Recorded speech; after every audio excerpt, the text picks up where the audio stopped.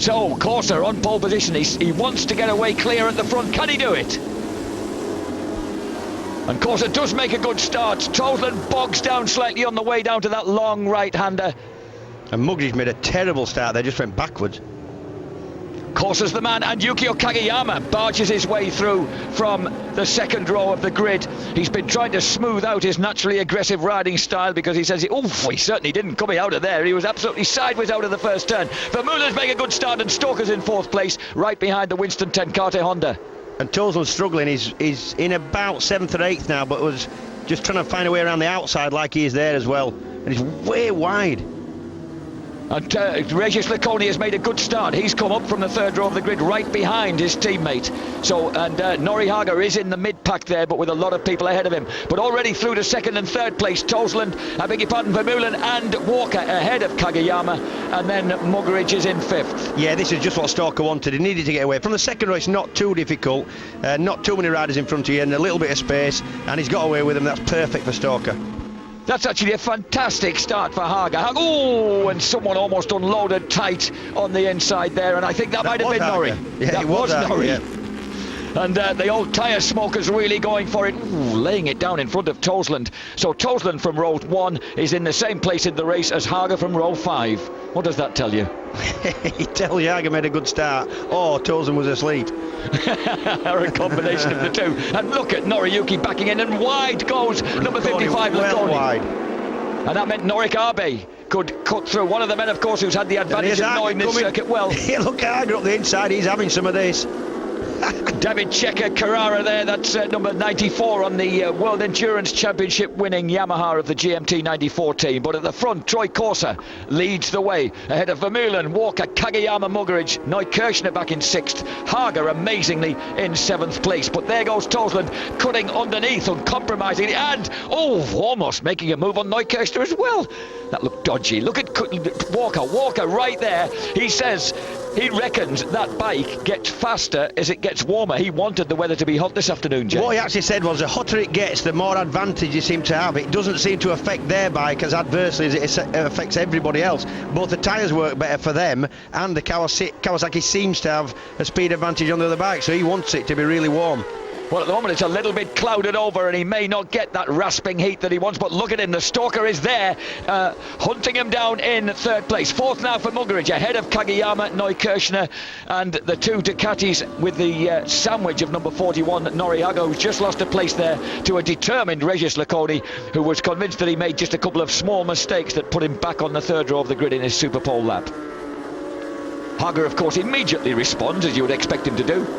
And further downfield, incidentally, we've got Abe 10th, 11th Cardozo in 12th pit, and in 15th place Gary McCoy.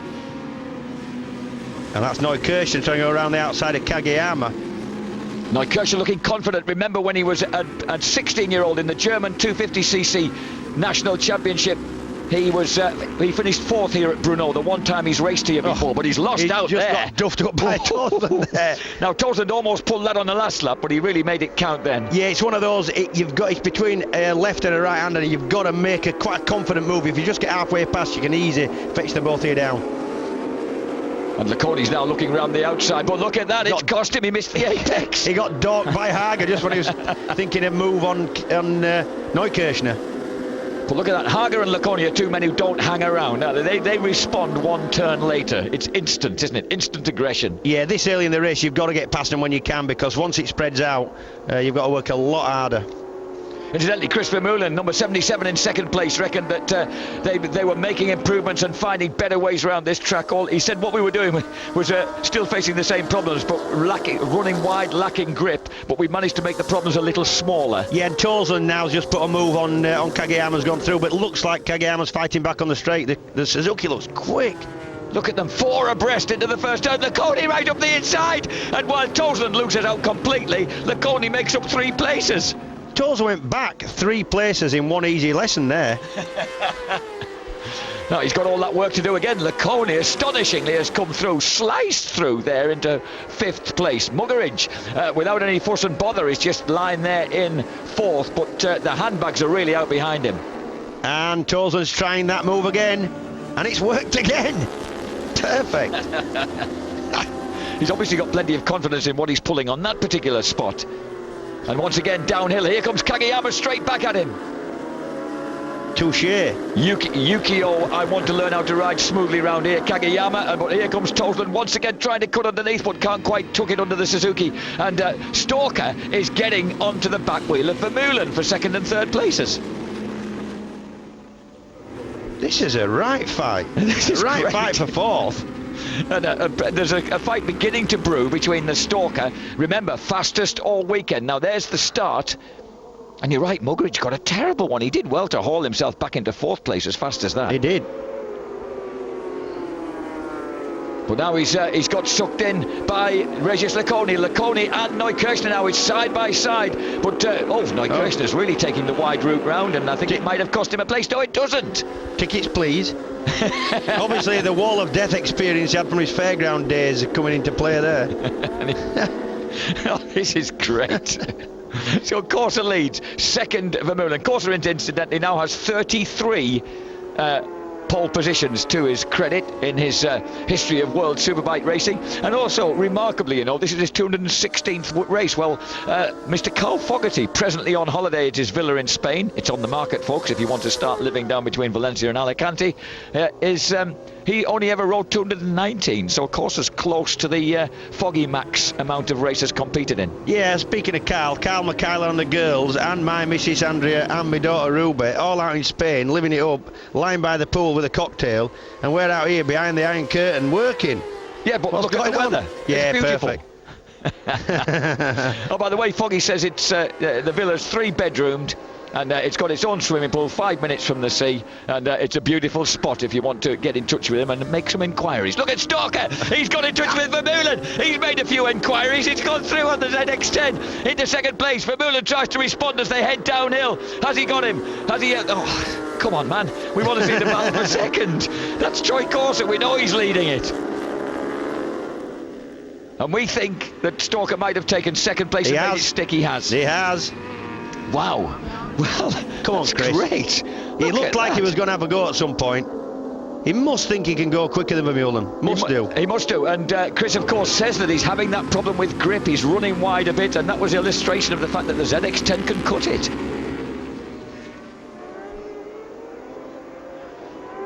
Troy Corsa broke his own lap record on the last lap with a 2 minutes 3.9. 2 minutes 3.9 for Corsa against 2 minutes 4.7 for Vermeulen, 2 minutes 4.68 for Chris Walker. Walker knows that he can go quicker. Meanwhile, Muggeridge is now having to fight off the attentions of Neukirchner, Toseland and Noriyuki Haga. Haga, remember, coming from 18th place on the grid. Neukirchner, the quietly spoken 22-year-old from not far away, of course, Stolberg in Saxony. We're only 75 miles north of Vienna here, 125 miles to the southeast of Prague. So you could take your pick as to which airport you flew into. And the sun now is really blazing, and Regis Laconi's looking impressive. James Toseland, little disappointing really. I thought from that front row of the grid start we were really going to see some fireworks from the defending champion. Yeah, me too. But instead it's his teammate who's clawing back the advantage of Stalker and Vermeulen ahead of him. And there's the speeds a little bit down. We've been having 180 miles an hour during qualifying, just top side of 180 on the fifth gear straight. Corsa beginning to edge away now. Walker, Vermeulen and Laconi, that's becoming a three-way scrap. And then Muggeridge, Toseland and Neukirchner and Haga. Yeah, Laconi lapped half a second quicker than either Vermeulen or Chris Walker that lap, and he's right on the back of him now. Well, he said he was confident that he could do with something with this, He really did think that it was a couple of mistakes in his Super Pole lap.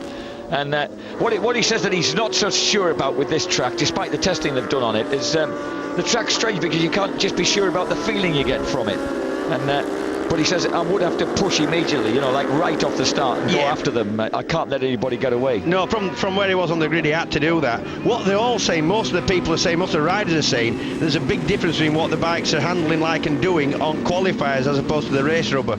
Yeah. And of course we've got the new compounds, but not the big fat rear tyres as TC and Neil Mackenzie were talking about in the studio earlier on. And that's Toseland proving that perhaps he doesn't need the 200 mil because he's squirted his way back into 5th place once again. Now, can he close the gap? Oh, someone's going dirt tracking in the background.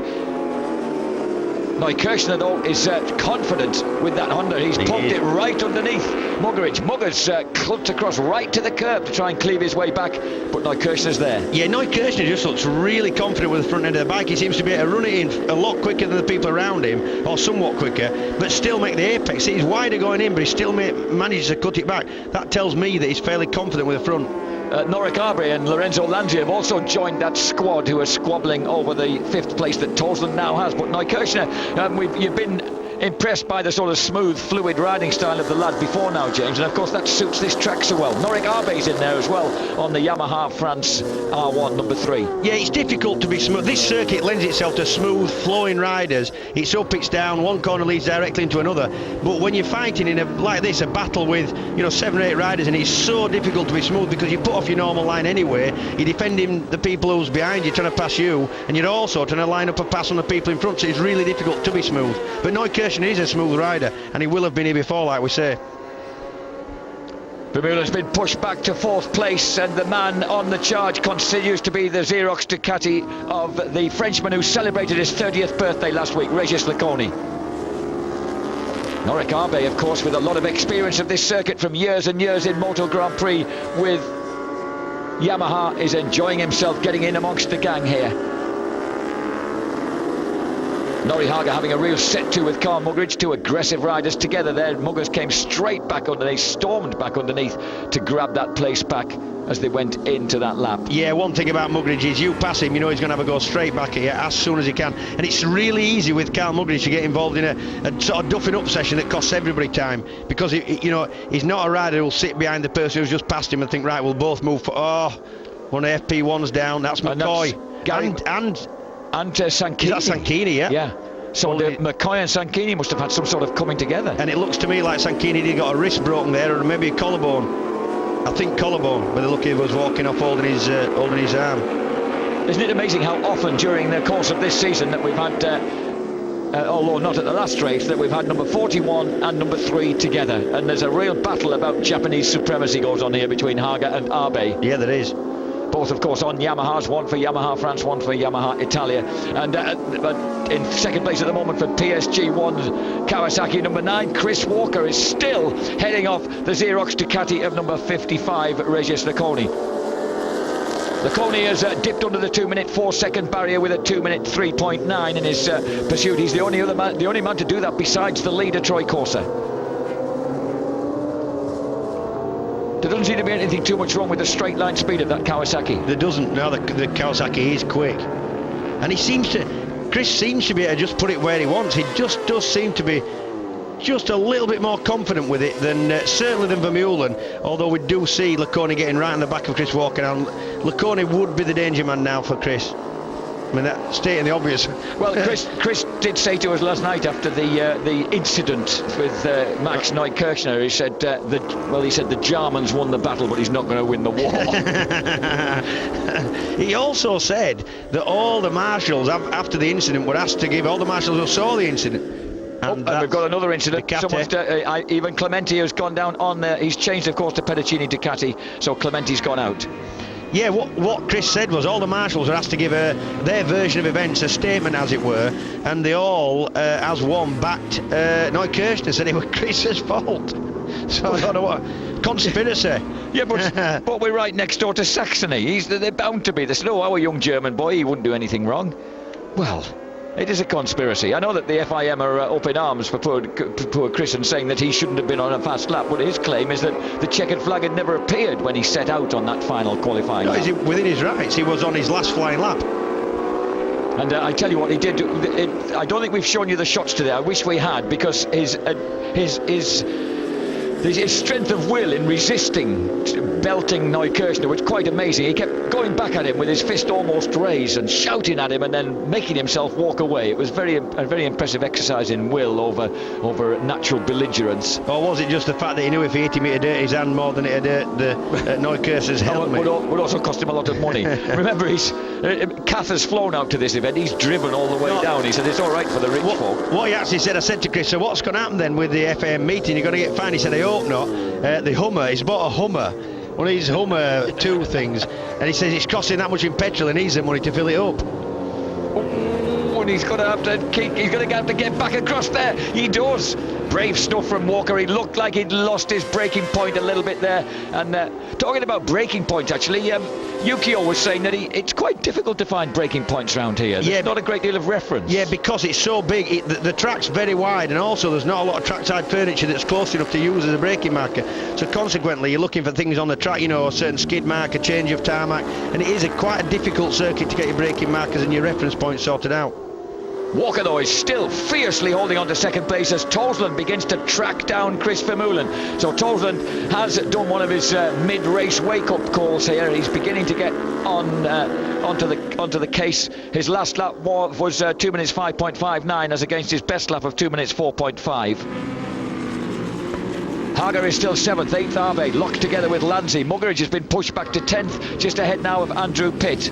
Did Pitty have any problems on his Super Pole lap? Because he certainly went way downfield on his Super Pole lap. No, not a good one. On his Super Pole lap, apparently before that in the warm-up he'd been pushing fairly hard and missed the apex going into a couple of these big fast chicanes that there's 3 of at Brno, and he was really careful not to make the same mistake, and was just too careful. He said he knew as soon as he'd gone over the line he'd just been too careful and not hung it out enough and messed it up basically. Yeah, that's it's erring on the side of caution. It's that balance, that fine balance for Super Pole that's so hard to achieve. Right now, there's nothing about fine balance between these two because the scrap is really on between two of the youngsters of World Superbikes as defending champion Toseland attacks the champion-elect, number 77, Chris Vermeulen. And of course, ahead of Vermeulen is Laconia, and they're pretty close in the championship at the moment. Vermeulen on 181 points, Laconia 162. Oh, and then he's gone. Another switchback action from Toseland between the left and the right going on to the start and finish. He ran it a little bit wide and got under him going into the last right. Here comes Vermeulen straight back. Will he run wide though? No, he's held it in. He has a bit. Oh, and he had to sit up. Toseland just took that invitation. Look at the two of them side by side. Perfect choreography coming through the exit to turn 1. That's one of them. Oh, it's me, I'm back again. Just move your knee, please. And Walker and Laconi, real aggression going on between these two, as well as the Frenchman tries to find a way through. But Toseland's got to do it again. Toseland has got to do it again. So 2 of the Brits right at the front here. Walker in 2nd place, Toseland battling for 4th. And he is battling. It's proper playtime for Vermeulen and Toseland, isn't it? And I was going to say one important thing for Chris Walker, incidentally, he's involved in his own personal feud in the table. Hager on 88 points is 6th, Walker 87 points, Killy 86 points. That's how it is at the moment, and Stalker, of course, is going to pull a bit of an advantage if he could hold this sort of placing, but what happened then? Stalker almost seemed to stop. No, that was Laconi trying another one of those, let it drift really wide on the left and took the guy up the inside and stopped turning for the right. And it didn't work that time. It's worked a few times for Toseland. Here comes Toseland again on Vermeulen up the inside. Not this time. That's a brave move going downhill. Yeah, it is. Because so much of this track is swooping down through fast turns. And then swooping back up through a chicane. Vermeulen versus Toseland. 2 of the young guns in the championship. Behind them we've got Hager, Neukirchner, Arbe. As now, that's Hager's got the better of Neukirchner. Arbe hasn't yet. Lanzi, Pitt is 10th. Killy, brave, battered and bashed about, is through to 11th place now, ahead of Carl Muggeridge and Yukio Kageyama, who's also going rather dramatically backwards. And he's done it again. That's the classic move that Toseland's pulled off 4 or 5 times now. Let's see if we can make it stick this time.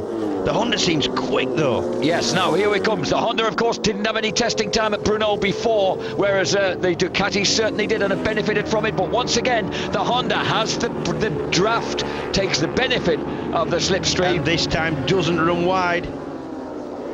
And a great rides by these two. Look at Vermeulen, absolutely sideways coming out of turn 1. And here comes the Ducati once again, going up on the outside. Does he get it? Yes, he does. Oh, Vermeulen sides him, almost slips him off the track. Fabulous battle between Vermeulen and Toseland.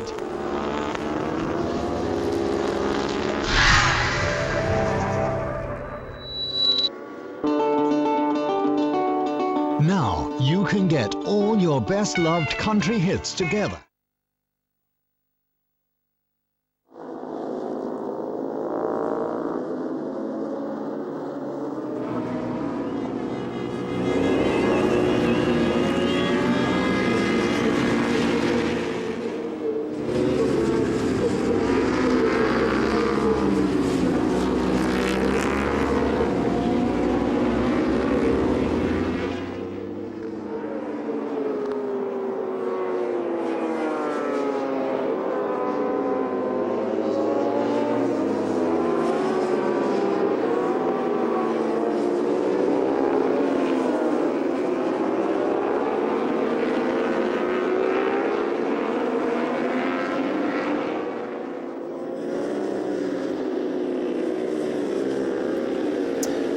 it looks like we've lost Jack and James just momentarily. So I think we're going to have our standing commentators hooking us up, Neil Mackenzie and Tony Carter, just for a minute, apparently. You poor people at home.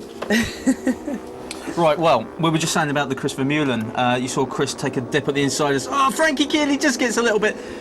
Well, Norikabe chops across the front of Frankie Keeley, and you know, poor old Frankie, it's not going his way at all this weekend. But we were just saying about Chris Vermeulen and his dice with James Toseland.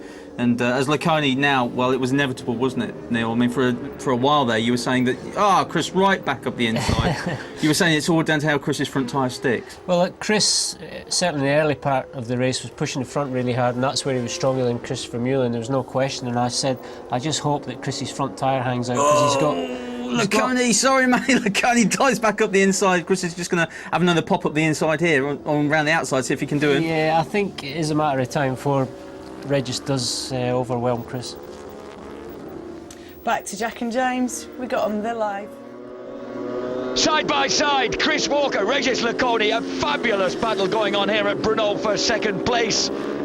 And Walker, the way that he went back underneath Laconi when Regis outbraked him at the end of the main straight was something sensational. Jack, just look how that Kawasaki turns. That is out turning the Ducati by a mile. He just seems to be able to turn it just when and how hard he wants us, Chris. And all the time, Toseland's trying to make his way through. Of course, he's got clear track ahead of him now. He's got away from Vermeulen after their stunning battle. And Toseland at the moment has...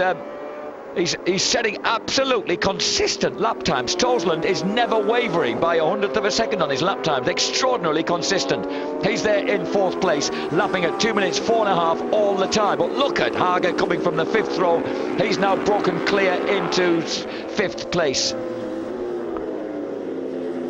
No, Hager's 6th actually. 6th, I beg your pardon. Vermeulen's 5th. I'm losing a bit. My maths never were up to much, mate. I failed them at all level first time. Here we go. Coming out of the last 5 laps, Laconi on the Ducati has also been lapping consistently, but he's been lapping like he's dropped down into the 2.5s, astonishingly. Perhaps the heat's taking its toll. Well, Stalker says that the heat doesn't tend to take its toll on the Kawasaki. And Chris just needs to sit behind Laconi. Although to me Toseland does look slightly closer. Well, I think with Toseland, it's sheer repetition of lap times. He's so absolutely consistent on his lapping. Corsa has settled down to a 2 minutes 5. I say settled down.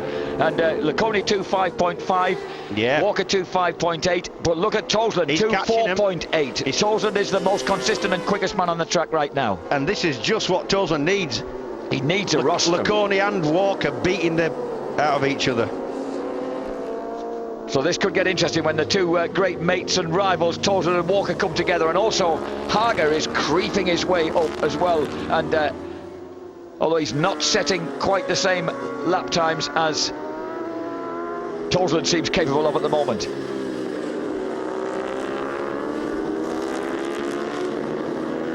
James Toseland, reigning World Superbike champion, lest we forget. Ahead of him, the man he just beat to that championship in a dramatic climax at Magny-Cours last year.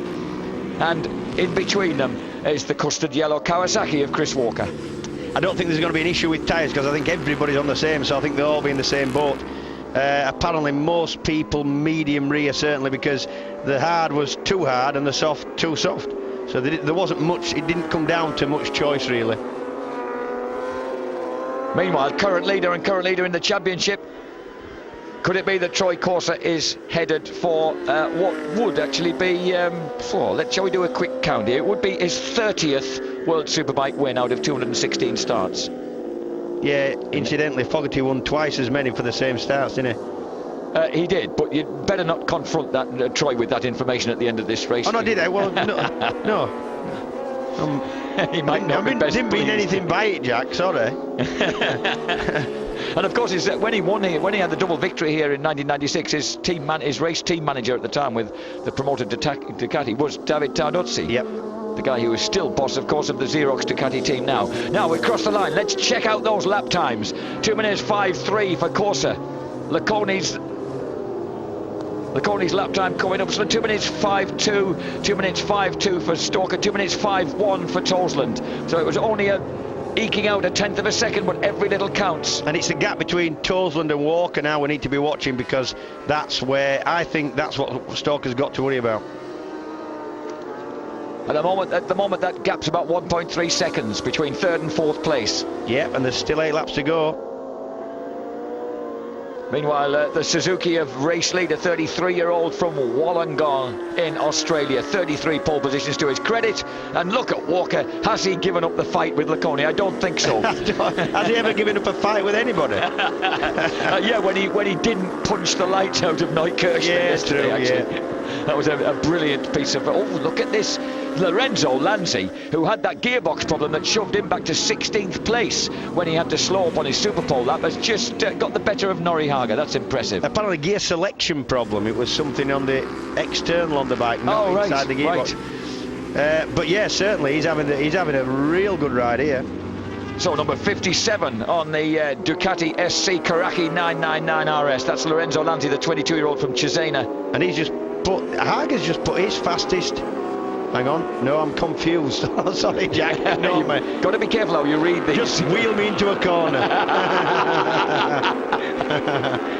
And I'll tell you who's amazing as well. Just behind those two is the astonishing number 7, who actually, he may have received a certificate award and a gold cup and a tear in his eyes for his 250th World Superbike race appearance in Misano, but this is actually the 250th, real 250th race in World Superbikes for the great Frankie Killy. On bike number 7, he's very battered, he's beat up his second hand, but he's still right on the back wheels of Lanzi and Haga and right in the mix. What, did he get a certificate and a standard lamp, or was it your watch? He's had enough. He should have had enough. He still wants to do it, but he seems to just beat himself up the whole time now. It's At a circuit, of course, he would remember from motorcycle Grand Prix days. I mean, remember, he was a third-place finisher in the 250cc Motorcycle World Championship back in the early 90s. In actual fact, the last time Brno used to have a road race from circuit, the 14 30s kilometre. until 1986. Yeah, and in 87 they built this circuit as a replacement for the old road track.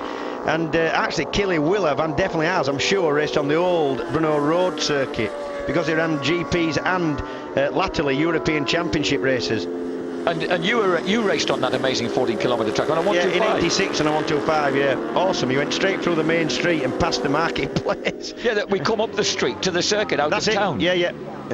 Oh, look at Walker. Walker is really mixing it. Laconi can't get away from him. And Toseland's with him nearly now. Toseland is almost making this a three-way battle.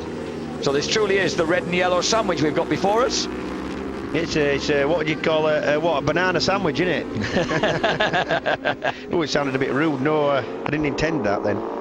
Number 55, Laconi, he's second. 9, Walker, third, peeling off. Will Walker takes a tear off. That's so difficult here because there's actually not that many places where you're in a straight line. And that was quite a short straight that Stalker took his left hand off the clutch handlebar and took a tear off.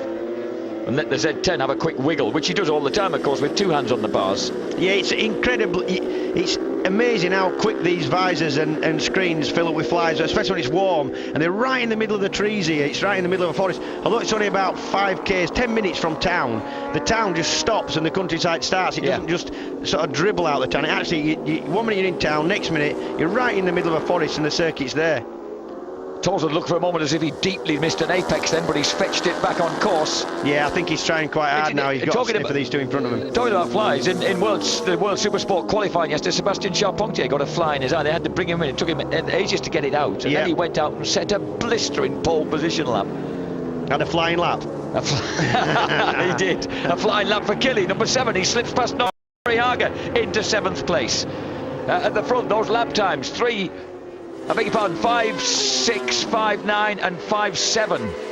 So Laconi matching James Toseland's time on that lap after that mistake by Toseland. And Neukirchen, there's Killy. Neukirchen never able, to me, to match the pace he has in practice. Always quick in practice. Never able to seem to hang it together in a race. He's presently in 11th place between Andrew Pitt and Max Neukirchner with and Yukio Kageyama. Mugaric 13th, 14th Fonzo Nieto, 15th David Checker, and in 17th place Steve Martin. The FP1's, of course, suffering badly on the climb away and on the steep climbs in the second half of this circuit. Yeah, after turn 10, you've got a real steep uphill, one chicane, then a really steep straight uphill to another chicane, and it flattens out for the start and finish. And to be honest, it is pretty much the steepest part of any track, apart from the corkscrew. This is steep. This is a steep up and down, really undulating circuit. It actually doesn't do it justice on the television. Oh, Stalker backing it in there. I still think he made the apex. Seems able to run in really wide and still make the apex. Now, Vermeulen, who's been, as I say, struggling with those little problems all weekend, never had been to the circuit before for any practice or anything, any testing or anything, is suffering because Lanzi is now giving him a hard time on the Karaki Ducati. And so is Killy there, Hager's there. Incidentally, there's a Pirelli test at Lausistring this coming week, which a lot of the teams are going to, although at the moment, Francis Batter and the Alstara Crony Suzuki team, they aren't down to do it, but Corsa's putting pressure on, saying, I want to, I want my day there before I go back to the UK to be with my pregnant wife, Sam, who's, of course, due in 3 weeks, so he's staying with Uncle Jez outside Cambridge. One of the things you don't want to miss out on as a rider is any testing. You always think that people are getting the drop on you if they're going testing and you're not. Frankie Killy trying to get underneath the Ducati. Oh, 5 laps to go and he almost makes it, but not quite. He needed a stalker line to get through there. And Killy seems to be struggling with the rear tyre. To me, it's moving around a lot more at the back than anybody else around him. He'll have done a lot of work to get there, and James Toseland now is right on the back wheel. The defending champion is close right up on Chris Walker, and that gap is definitely less than the half second it was when they crossed the line at the end of the previous lap. So with 4.5 laps to go, the battle for podium places is getting very tight, and he's through already. He's found his way through while the director's been concentrating, Italian director, on an Italian rider. How good is that? What are you trying to say? I'm trying to say that there's a little bit of preference being shown here. Corsa, Laconi, Toseland then, and Walker has been edged out of a well-deserved podium position here. Can he got anything to come back on? I don't think so. I think Toseland has got his eye on Laconi. I don't think this one's over between the Xerox Ducatis. No, he certainly has. One of the Ducati seems really rough and sort of burbly coming out of the corners. You can just hear a sort of misfire at some point. I don't know which one it is. It seems fairly quick on the straight though, both of them still. Laconi's last lap time was precisely 2 minutes 5.463 against Toseland's 2 minutes 4.938. That was a half-second difference. So if Toseland can keep that up, he's going to get really in the mix for second place. Toseland, defending champion, bike number 1. Stalker now just being left out to dry a bit in 4th place, but ahead of him the battle is beginning to close down. Look at that gap closing down. 55 Laconi, 1 Toseland. We've seen this before. We had some great comings together at places like Laguna Seca last year and in that final round at Magny-Cours. What's it going to be this time? To be honest, when it comes to a duffing up session between the two teammates, it always seems to be Toseland who can just about out-tough Laconi. As they go rasping across the line now, they both sound 100% healthy. Ahead of them, Troy Corsa on 2 minutes 5.288 has an advantage of 7.1 seconds. But Laconi had managed to keep that gap at about 7 or 8 tenths as they went across the line there. Meanwhile, the battle for 5th place behind them, involving 77 Vermeulen, 57 Lanzi, number 7 Killy, and number 41 Hager. 3 abreast. Lands up the inside and he's got it stopped. That'll be infuriating for Chris Vermeulen. Oh, this is brilliant. This is proper racing. To be involved in this, because there's nobody doing anything silly, it's just swapping a little bit of paint and places. This is brilliant fun. They'd really be enjoying this. Especially Lanzi, who's having the ride of his life. Yeah, Lorenzo Lanzi, of course. He's not that far into his World Superbike career. Uncharted territories for him. It is. He's 14th in the He's 14th in the championship at the moment. He's got his best result of the year so far when he got 11 points in the first race at Misano, and he's got away. So he's left those 3 4-cylinder thousands behind him, and Nori Haga trying to find a way past, having proved that he certainly got the good race set up after struggling through qualifying. As we go back to the Ducati, 2nd place 55 Laconi, 3rd place Toseland, 4th Walker, 5th now Lanzi.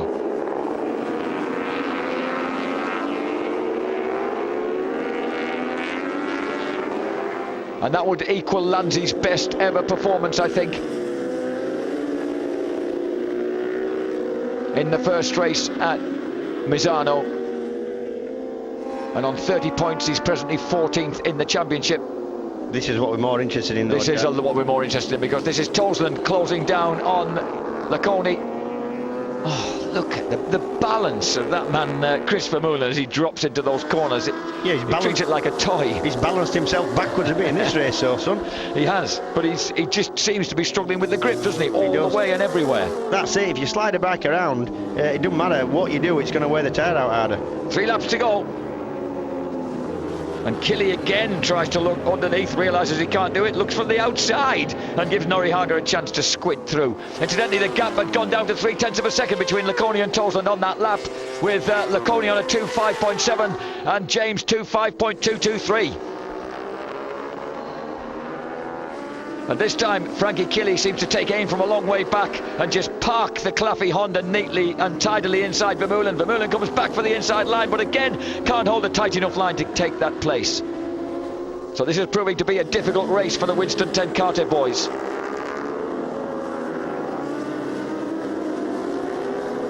Meanwhile, there's a battle going on for second place. We know there is. Toseland's catching. Toseland's got it down to a bike length and a half. And he's still looking confident. He's looking confident in both front and rear of that bike. He really feels like he can stick a couple of quick laps in towards the end. Here he goes for the inside. Oh, and he makes Laconi sit up then. Oh, and the two of them touch. And this time, he has got through. That was a hard move, that. He'll not be happy with that. What, Laconi? Oh, Regis Laconi really made to forget about celebrating his 30th birthday last week then. He's got more on his mind just now. And Toseland must think that he can put some time into Laconi now. Now Laconi immediately glances over his left shoulder. That to me says Laconi might just be settling for a podium here. But it would be unlike him, especially with his teammate. You'd think he'd have to have a nip back at James. So perhaps Laconi's thinking, well, I'm going to gain some points back on Vermeulen here, because Vermeulen has slipped, got squeezed back downfield. He's not just behind me, but nonetheless, the difference between 20 points and 16 at stake here. Mind you saying that, French, an history of sort of capitulation. So I'm not sure whether Laconi's going to bother. I think we'll overlook that nationalistic remark that's just come from the deep Yorkshire on my right-hand side. It was a joke. No offence meant. The Huddersfield point of view answers on a... Oh, look at this. Watch what happened here. See, I thought he'd not been able to make the move at that point. He'd made the move and then made it again. Laconi got duffed up twice in one corner. And that must be quite something, watching that from the garage, thinking, ooh, don't do this to each other, boys. David Tardozzi thinking, right, okay. Order some more fairings. And here's the race leader, lest we forget, and the championship leader, and actually beginning to slide around a bit and look like he's really enjoying himself now, playing to the crowds. This is Troy Corser on the GSXR 1000 of Alstara Corona Suzuki, and he has the handsome advantage he prophesied he'd get if he could just get away at the front and open up a gap and make it count. Which he did. Which he certainly has done. Went to plan. Yeah, it went like we were rather hoping it was. Nice fella though he is, we were rather hoping it wouldn't. So Troy Corser... There has been some good racing though. Oh, terrific racing. Corser here at the front, and second place now for the man who still refuses to believe that his championship is gone, and that's James Toseland. Remember, he is presently 5th in the championship on 124 points, which puts him 24 points behind Kageyama. Well, Yukio's struggling a little bit. He's in 11th place. That gap is going to drop appreciably. Troy Corser will of course pull a greater gap on his pursuers in the championship table, which is always what he looks to do, and it will be his 30th win.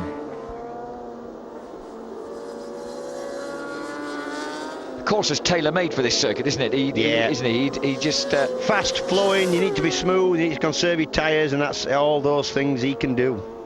And confident in the front. And he said that they finally found the right balance for the bike yesterday afternoon. He'd been struggling until then, but suspension changes both front and rear finally clicked for him, and he had it exactly as he wanted when he went into Superpole. Because remember, at the beginning of his Superpole lap, he had a problem with the front brake as he went into his warm-up lap. He said going into the start of his actual Superpole lap. It wasn't. It was the warm-up lap, and it took him half the lap to sort it out. That's right. And he said once he got it sorted out, he only had half a lap to kind of, settle into his rhythm and get focused on this fast lap. What these bikes have got, your right hand works the throttle and the front brake, but there's an adjuster on your left hand handlebar just above the clutch that you can adjust as the pads wear You have to keep adjusting it as the race gone, and that's what he was talking about. He adjusted it.